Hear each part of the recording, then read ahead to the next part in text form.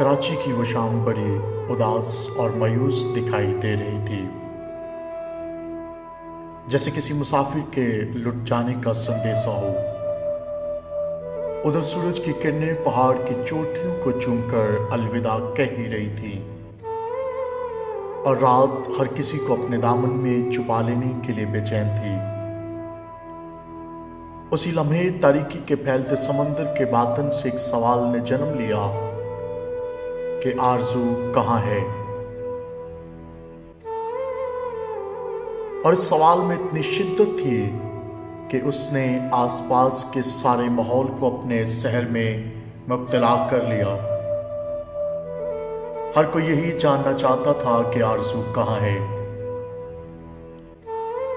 یہاں تک کہ سرحد کے اس پار سے بھی ہوا کی لہروں میں تیرتا ہوا یہی سوال آ کر ہر کسی کے دل کے دروازے پر دستک دے دے کر پوچھ رہا تھا کہ بتاؤ آرزو کہاں ہے، امید کہاں ہے، مقصد کہاں ہے؟ اگر امید اور مقصد آپ کے پاس ہیں تو پھر آرزو کہاں ہے؟ اس سوال نے مجھے ایسے دوراہے پر کھڑا کر دیا جس کے ایک طرف تو گہری تاریکی کے بادل چھائے ہوئے تھے اور دوسری طرف خوفناک ویرانی، جس کو دیکھ کر یوں محسوس ہو رہا تھا جیسے جہاں بھر کی بدروحوں نے ایک ساتھ رہنے کی قسم کھا رکھی ہو۔ میں لڑکھڑاتے ہوئے قدموں کے ساتھ اس سوال کے جاننے کو نکل پڑا۔ ابھی شہر سے چند قدم ہی چلا تھا کہ ایک جھونپڑی سے پرسوز آواز سنائی دی کہ آرزو کہاں ہے؟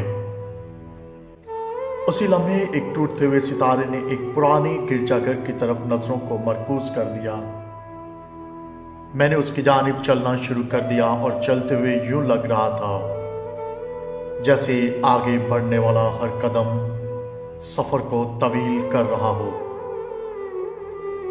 میں اس گرجا گھر سے کچھ فاصلے پر ٹھہر گیا اور گزشتہ زمانوں کو یاد کرنے لگا۔